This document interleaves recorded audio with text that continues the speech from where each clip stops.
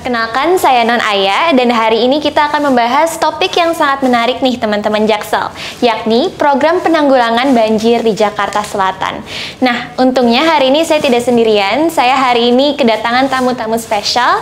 Ada Pak Lobo terlebih dahulu menemani saya dari suku dinas Kominfotik dan juga kami kedatangan tamu dari suku dinas Sumber Daya Air, yakni Pak Santo. Apa kabar Pak Santo dan Pak Lobo? Alhamdulillah baik. Nah, memasuki tahun 2025 nih teman Jaksel, kita menyadari kalau misalkan hujan itu semakin sering kita lihat dan banjir juga tidak jarang kita lihat. Nah, maka dari itu mungkin kita bisa langsung tanyakan saja nih ke Pak Santo dan juga Pak Lobo pandangannya perihal banjir-banjir yang ada di Jakarta Selatan khususnya. Akhir tahun lalu, BMKG menyampaikan bahwa puncak curah hujan di Jakarta akan terjadi di akhir Januari ini ya Pak, dan juga hingga atau awal Februari 2025. Nah, agak deg-degan nih curah hujan tinggi di Jakarta yang dekat-dekat ini. Maka dari itu bagaimana sih persiapan suku dinas sumber daya air Jakarta Selatan dalam memitigasi terjadinya banjir di Jakarta Selatan? Mungkin bisa dimulai dari Pak Santo terlebih dahulu. Ya. Jadi info yang pernah disampaikan sama BMKG yang waktu itu ya bahwa prediksi ini curah hujan tinggi ini di bulan Januari sampai dengan bulan Februari itu adanya benar ya. Nah, untuk kita untuk mengantisipasi ya permasalahan-permasalahan yang ada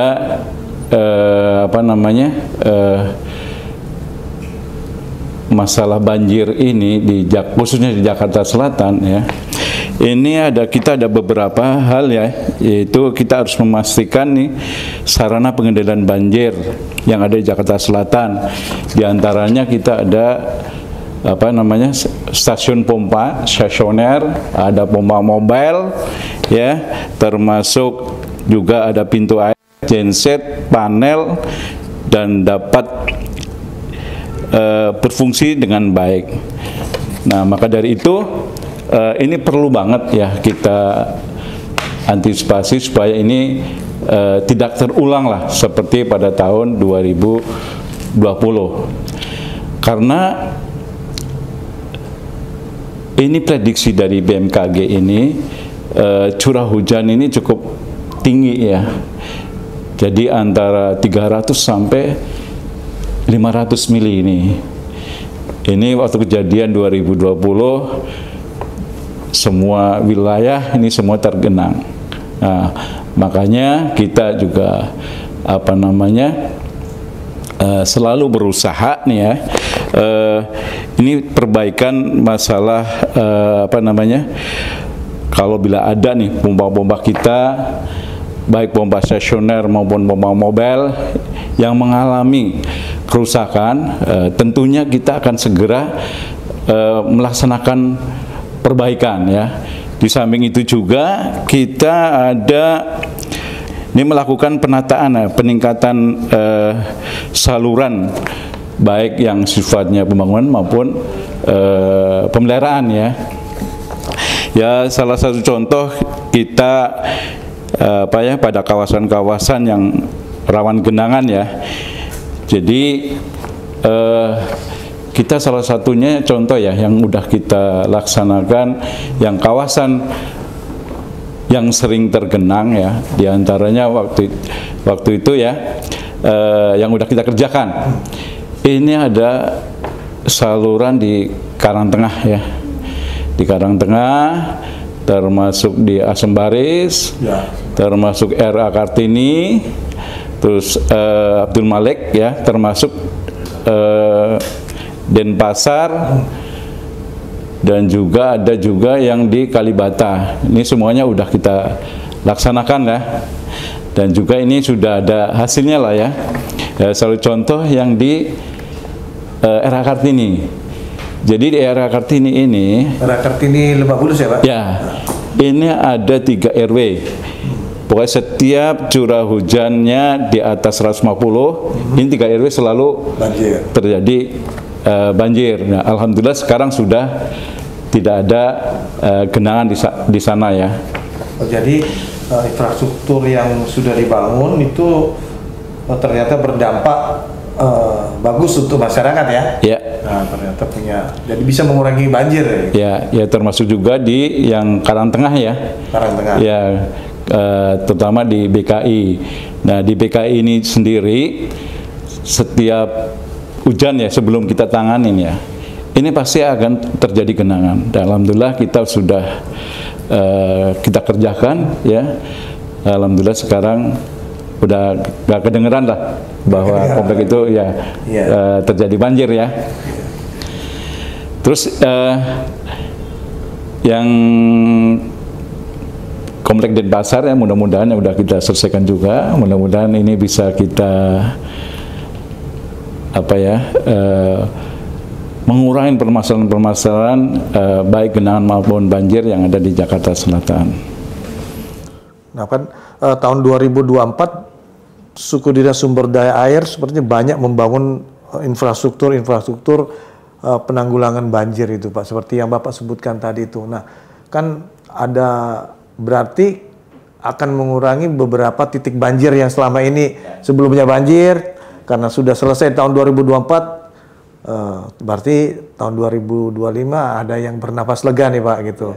Nah, evaluasi dari teman-teman SDA sendiri seperti apa tuh Pak? Ya, jadi yang kemarin kita sudah laksanakan ya diantaranya ada embung SD 01 dan 02 ya Petukangan Utara itu insya Allah lah yang dampaknya bila curah hujan turun nih di Kompleks Sangrila lalu tergenang, mudah-mudahan setelah pembangunan SD 01 pun ini akan bisa teratasi.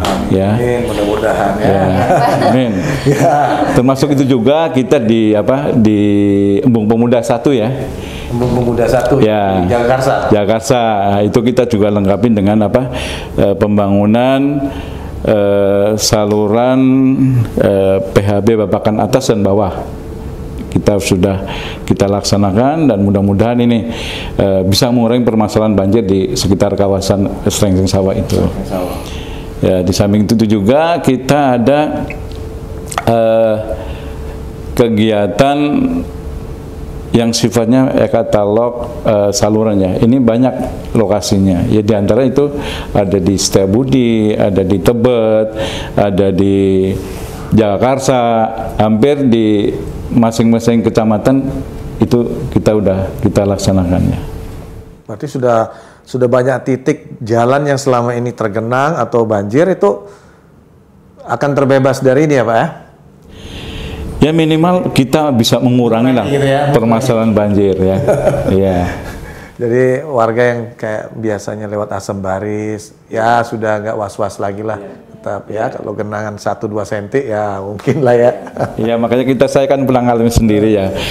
Ketika itu kita pas melihat nih di asam baris, kebetulan itu hujan. Hujan pas.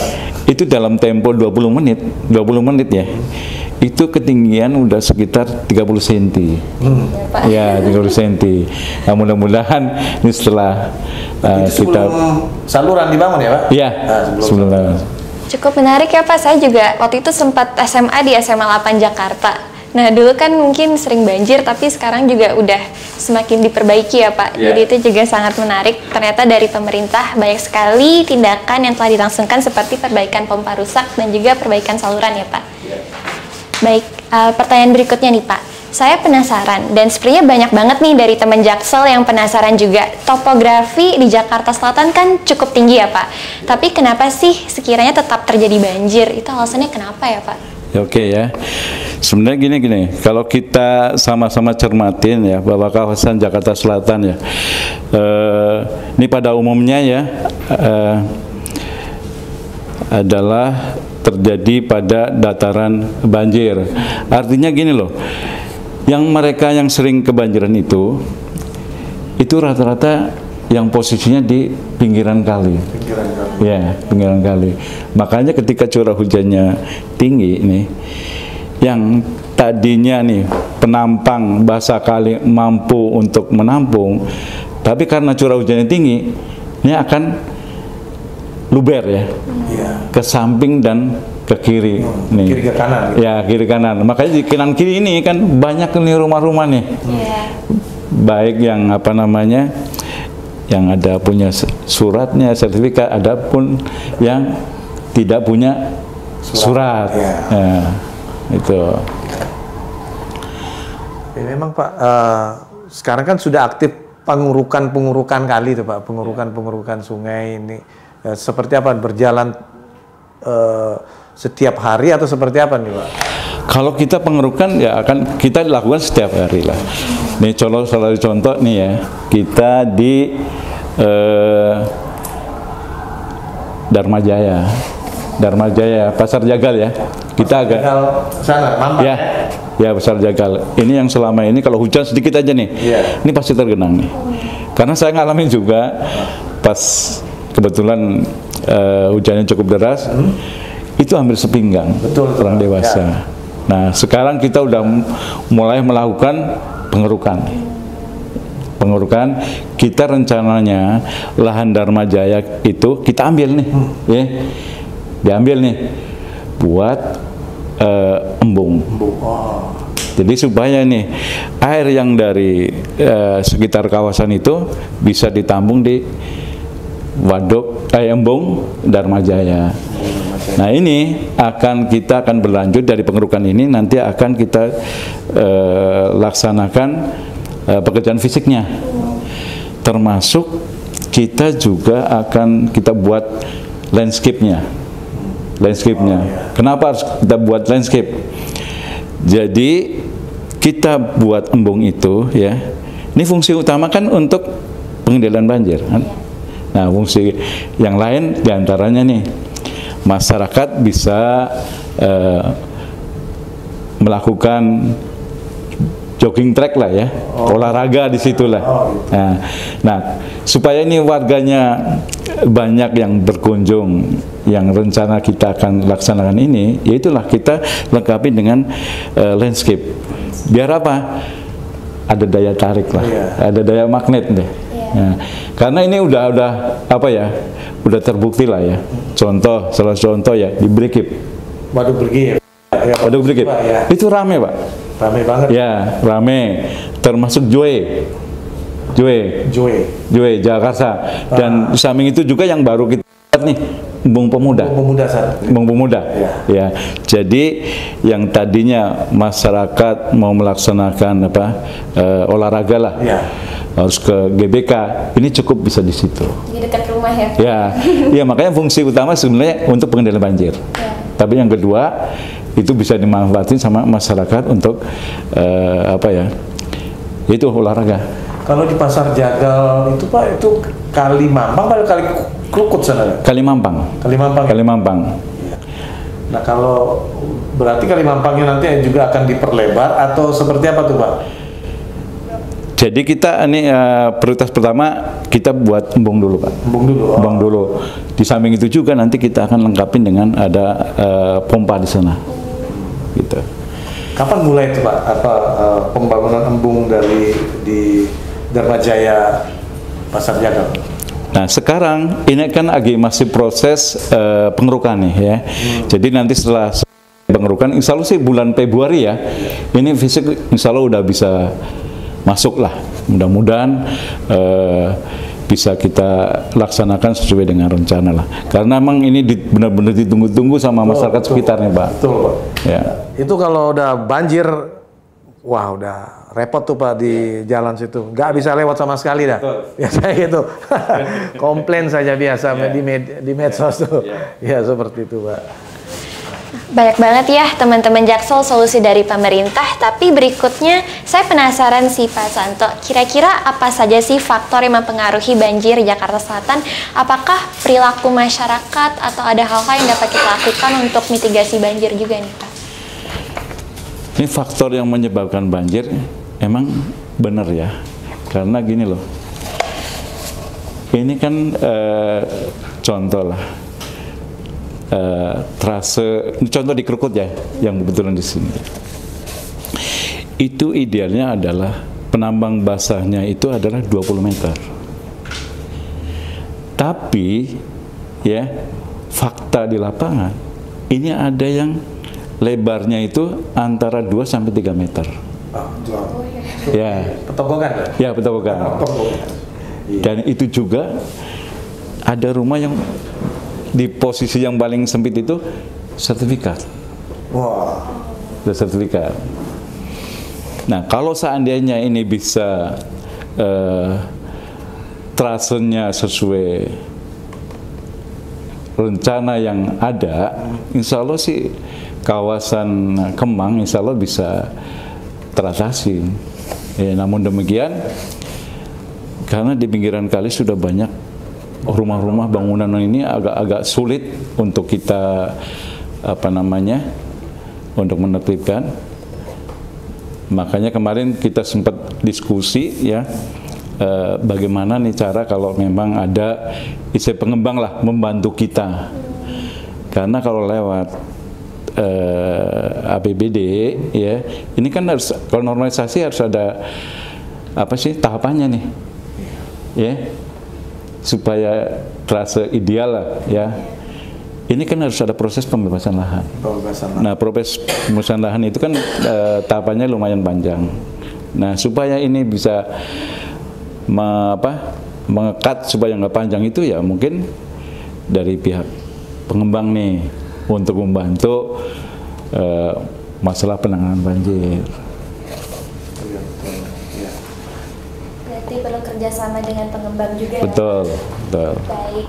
Nah, untuk pertanyaan berikutnya, kami juga bertanya nih Pak, lokasi-lokasi mana aja sih di Jakarta Selatan yang menjadi langganan banjir, agar kita semakin mengetahui nih wilayah mana yang difokuskan oleh Studi SDA Jaksel juga. Lokasi-lokasi yang sering terjadi banjir ini diantaranya nih Seskual ya, Seskual. Nah, Seskual itu sendiri kemarin udah dilaksanakan sama Dinas SDA ya, menggunakan metode jacking ya, dan ini masih dilanjutkan pembuatan pompa ya, yang di samping Kali Pesanggerahan ya, Kali Pesanggerahan. Mudah-mudahan ini infonya sih sampai bulan Juni insya Allah nih pompa ini sudah terbangun. Berarti di sekitar Jalan Ciledug Raya itu yang di Cipulir Seskual itu berarti ada saluran di bawah tanah ya Pak? Ya. Gede ya Pak? Ya. Nah, kalau itu udah terrealisasi insya Allah di Seskual itu nggak ada teriak banjir-banjir lagi. Ya. Dalam waktu dekat lah, mudah-mudahan. Saya dengar bahwa yang untuk saluran itu sudah selesai Pak. Sudah. Tinggal pompanya doang. Nah, pompanya doang. Banjir di Cipulir, Jalan Ciledug Raya. Nah, kita mengetahui Jalan Ciledug Raya itu sebagai perbatasan Jakarta-Tangerang, urat nadi lalu lintas, dan terjadi banjir juga nih Pak. Kira-kira sepengetahuan saya juga dan teman-teman Jaksel di sini, ada program atau proyek pipa bawah tanah yang sedang berlangsung juga. Sekiranya kapan sih Pak proyek ini akan selesai dan dampaknya apa terhadap banjir? Jadi awalnya gini loh, ini sebenarnya yang di Ciledug Raya Seskual itu sebenarnya ada saluran yang melintasin tanah warga. Nah, kenapa sekarang sering terjadi genangan atau banjir di situ? Karena saluran itu ditutup oleh warga. Karena tanahnya dia. Ya, maka dari itu kita dari pihak SDA mencarikan solusinya. Yaitu diantaranya kita memprogramkan jacking. Ya, jacking. Nah, jacking ini juga kita lengkapi dengan pompa ya, pompa stasioner yang sekarang dikerjakan. Yang mudah-mudahan nanti bulan Juni ini udah clear. Tapi kita dari pihak suku dinas kita juga membantu, ada 2 unit nih pompa mobil di sana. Yang selama ini yang kita kita tempatkan di seberangnya restoran Padang. Berarti nanti yang di ITC terus yang di seberangnya itu semoga aman ya Pak kalau. Insya Allah mudah-mudahan aman setelah nih pompa ini jadi. Tapi tergantung air kali Pesanggerahan juga ya? Ya, itu kan kalau di pompa pasti ada pintu airnya. Nah, terus samping itu juga di KPN nih. KPN? IKPN. Oh IKPN? Ya, Pesanggerahan ya Bintaro. Ini juga sering kita komunikasi sama RW, yaitu bila ini curah hujannya tinggi pasti ini ada genangan. Dan alhamdulillah dari pihak dinas pun ini menambah kapasitas ya. Ada 2 unit pompa dibangun di sana. Ya, mudah-mudahan dengan ini terbangun minimal ini banjir ini akan berkurang yang signifikan lah. IKPN itu kenapa Pak? Dari dulu emang IKPN cepungan daerah rendah ya, daerah rendah.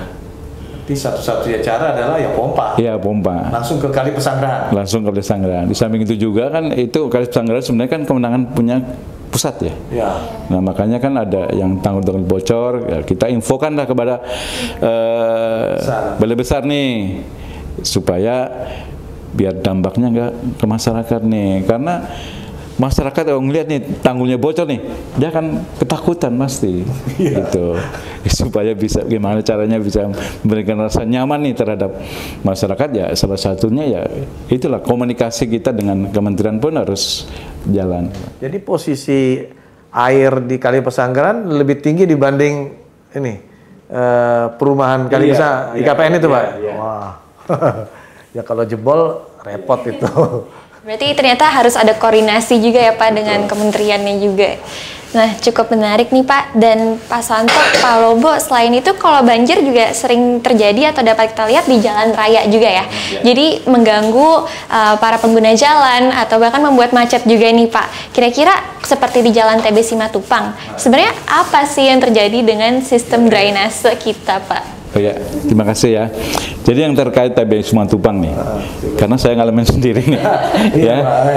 Jadi ketika kita melihat di lapangan, ya, itu yang saluran di bawah jalan ya, pas di pintu masuknya itu, ya, itu banyak utilitas ya, banyak utilitas.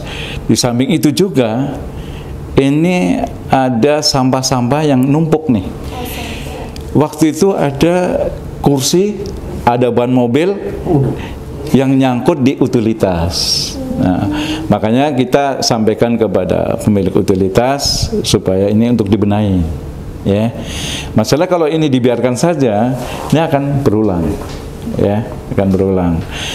Di samping itu juga kita akan melakukan kajian ya, apakah saluran yang ada perlu ada perbaikan atau gimana. Nah sekarang nih kita lagi ada kajian nih supaya memberikan rasa nyaman lah terhadap pengguna jalan ya. Karena waktu ini terjadi banjir, stuck nih. Oh betul Pak. Macetnya luar biasa. Macetnya luar biasa. Dan itu lama. Ya. Mudah-mudahan nanti dengan hasil kajian ini bisa menjadi solusi lah untuk daerah TB Simatupang. Kajiannya tahun ini apa? Tahun ini udah selesai insya Allah. Ini udah tahapan terakhirnya. Ya, berarti setelah kajian pelaksanaan. Pelaksanaan. Ya mudah-mudahan dalam waktu yang tidak terlalu lama TB Simatupang ya bisa diamankan lah dari genangan. Dan tidak ada macet lagi ya Pak? Ya mudah-mudahan ya. Nah selain jalan TB Simatupang, pernah juga nih Pak saya baca di berita kalau ada ratusan motor yang terendam banjir, kena banjir di daerah Gandaria City. Nah ini kira-kira permasalahannya kenapa ya Pak? Karena kan sebenarnya terdapat saluran besar yang kita sempat ganti juga. Bagaimana bisa terjadi banjir besar di daerah Gandaria City itu Pak? Ya. Di sekitar USNI itu ya? Ya, baik ya, terima kasih yang terkait genangan di Gandaria City. Sebenarnya gini, dari Dinas SDA itu sudah membuat kolam tambungan sebenarnya ya, kolam tambungan. Tapi mungkin kemungkinan nih tambungan ini kurang gede ya, makanya gede. Kolam tambungan tuh di mana Pak? Itu di Gandaria City, dekat Gandaria City itu. Itu? Ya, ya. Nah makanya kita dari Kasih Pompa itu untuk menyiapkan pompa-pompa mobil di sana lah ya, supaya ini nggak, kalaupun ada genangan nggak terlalu lama lah. Maka di sana kemana Pak? Aliran ke kali mana tuh? Ke Kali Grogol itu. Kali Grogol. Makanya ini kita ada koordinasi sama dinas, solusinya kedepannya gimana ya. Nah, kita lagi komunikasi sama dinas supaya permasalahan yang ada di Gandara City itu biar tidak ada genangan lagi. Kalau kita lihat dengan diperbaikinya Gandaria City, yang di depan Gandaria City, harapan orang kan aman nih, selesai. Padahal ternyata apa ada bottleneck di sekitar Gandaria City nggak Pak? Ya, makanya nanti kita akan cek ulang ya, di mana ada permasalahan yang ada di lapangan ini akan segera kita komunikasikan dengan dinas ya, supaya ini biar nggak terjadi genangan lagi di Gandaria City ini. Baik, dengan berbagai program yang sudah dijalankan dan infrastruktur yang sudah diperbaiki nih Pak, kan terdapat berbagai lokasi seperti yang tadi Bapak sudah bilang yang sebelumnya banjir dan sekarang menjadi tidak banjir lagi.